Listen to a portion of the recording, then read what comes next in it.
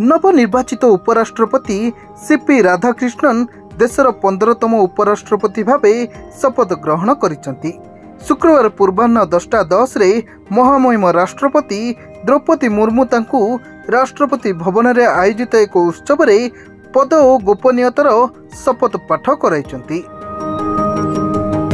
एही शपथ ग्रहण समारोह प्रधानमंत्री नरेंद्र मोदी, केंद्र गृहमंत्री अमित शाह, प्रतिरक्षा मंत्री राजनाथ सिंह, वरिष्ठ कैबिनेट मंत्री एवं विरोधी दलर नेता माने उपस्थित थिले।